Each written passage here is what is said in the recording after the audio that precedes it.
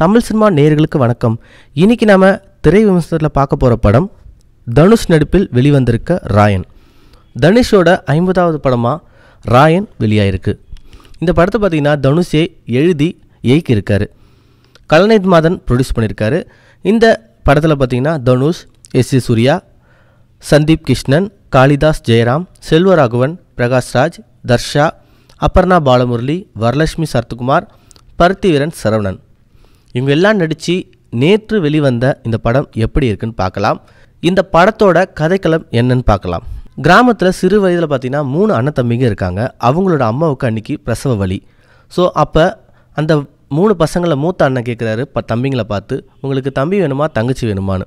2 தம்பிங்களும் சேர்ந்து எங்களுக்கு தம்பி வேணும்னு கேட்குறாங்க. ஏன்னு இவர் கேட்கவே, அப்போ தானே விளையாடுறதுக்கு நிறைய ஆள் இருக்கும் அப்படின்னு சொல்கிறாங்க. அதே தம்பிங்க அண்ணனை பார்த்து கேட்குறாங்க, உங்களுக்கு என்னென்ன வேணும்னு. எனக்கு தங்கச்சி பாப்பா தான் வேணும், தம்பிங்க தான் நீங்கள் இருக்கீங்களே அப்படின்னு சொல்கிறாரு. அவங்க நினச்ச மாதிரியே ஒரு தங்கச்சி பாப்பா பிறக்குது. தான் தங்கச்சி பாப்பாவுக்கு மூத்த அண்ணனான தனுஷ் அவர்கள் தான் பேர் வைக்கணும்னு அப்படின்னு விருப்பப்படுறாரு. அவங்க பெற்றோர்களும் சம்பாதிக்கிறாங்க. துர்கான்னு பேர் வைக்கிறாரு. குழந்தை பிறந்த சில மாதத்திலே பார்த்திங்கன்னா பெற்றோர்கள் 2 பேருமே கிராமத்துலேருந்து வெளியில் டவுன் வரைக்கும் போயிட்டு வந்துடுறேன், குழந்தைங்கள பார்த்துக்கோ தம்பிங்களை பார்த்துக்கோ அப்படின்னு கிளம்பி போகிறாங்க. கிளம்பி போனவங்க திரும்ப வரவே இல்லை. இதனால் என்ன செய்யுதுன்னு தெரியாமல் மூத்த பிள்ளையான தனுஷ் என்ன பண்ணுறாருன்னா தம்பிங்களையும் கை குழந்தையான தங்கச்சியும் கூட்டுக்கிட்டு அந்த ஊரில் இருக்கிற ஒரு பூசாரி வீட்டுக்கு போகிறார். அந்த பூசாரியும் ஒன்றும் ஆகாதுப்பா, நான் பார்த்து கண்டுபிடிச்சிடறேன் காலைல போய் அப்படின்னு சொல்லிட்டு அவர் வீட்டிலே தங்க வைக்கிறார். ஆனால் தங்க வச்ச அவர் அந்த கை குழந்தை பெண் குழந்தையாக இருக்கிறதுனால அதை விற்கிறதுக்கு ஏற்பாடு பண்ணுறாரு. இது தெரிஞ்ச தனுஷ் அங்கேருந்து ஒரு முதல் கொலையை பண்ணுறாரு தன் தங்கச்சிக்காக.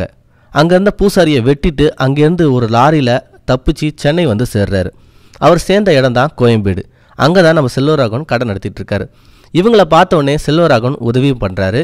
அவருக்கு ஒரு வேலையும் போட்டு கொடுக்குறாரு. இப்படியே நாட்கள் ஓல எல்லாருமே வளர்ந்துடுறாங்க, பெரியவங்களாயிடுறாங்க. தனுஷ் பார்த்திங்கன்னா ஒரு ஃபாஸ்ட் ஃபுட் கடை வச்சு நடத்திட்டு இருக்காரு.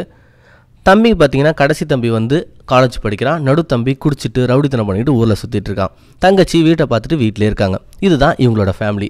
இவங்க இருக்கிற ஏரியாலே 2 பெரிய ரவுடிகள் இருக்காங்க. ஒருத்தன் சேது, அதுதான் நம்ம எஸ்.ஏ. சூர்யா. இன்னொருத்தன் துரை, அதுதான் பருத்திவீரன் சரவணன். இவங்க 2 பேருக்கு நடுவில் ரொம்ப நாளாகவே பகை போயிட்டுருக்கு. இவங்க 2 பேரில் யார் அடிச்சுக்கிட்டாலுமே லாபம் யாருக்கும் கிடையாது, அவங்களுக்குள்ள தான் நஷ்டம். இந்த டைமில் தான் அந்த ஊருக்கு பிரகாஷ்ராஜ் புதுசாக வராரு. இந்த 2 கேங்குக்குள்ளேயும் சண்டையை மூட்டி விடுறாரு.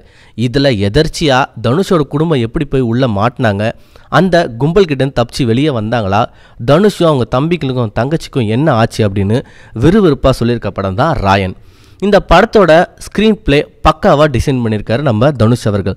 இந்த படத்தில் நான் சொன்ன எல்லா கேரக்டருமே முக்கியமான கேரக்டர். இந்த படத்தில் இந்த கேரக்டர் ஏன்பா இருக்குது அப்படின்னு நீங்கள் கேட்கவே முடியாது. ஒவ்வொரு கேரக்டருமே அப்படி செதுக்கி வச்சுருக்காரு நம்ம தனுஷ்.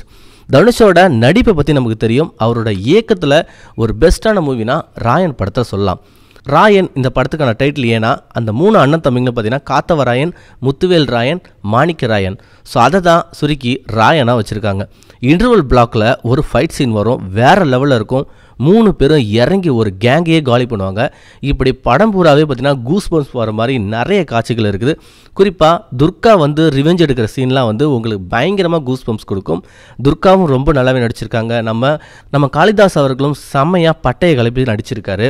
அண்ட் தனுஷ் சொல்லவே வேணாம், இந்த கிங் ஆஃப் ஆக்டிங் பயங்கரமாக பண்ணியிருக்காரு. இந்த படத்தில் ஒரு அரை மொட்டைத்தலையோடு இருக்கிற தனுஷ் அந்த கோவமான லுக்கு அப்படியே பயங்கரமாக எடுத்திருக்காருங்க. கண்டிப்பாக நீங்கள் எல்லாருமே தேட்டரில் போய் பாருங்கள்.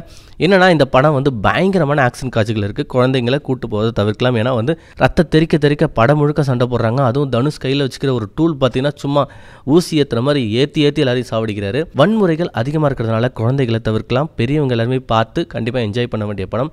இந்த படம் முழுக்க ஒரு commercial entertainment thrilling action movie. So அதனால் கண்டிப்பாக நீங்கள் தேட்டரில் போய் இந்த படத்தை பார்க்கலாம். நமது தமிழ் சினிமா சேனல் வழங்கும் மதிப்பெண் 5க்கு 4. அடுத்த ஒரு விமர்சனத்தில் சந்திக்கலாம். நன்றி, வணக்கம்.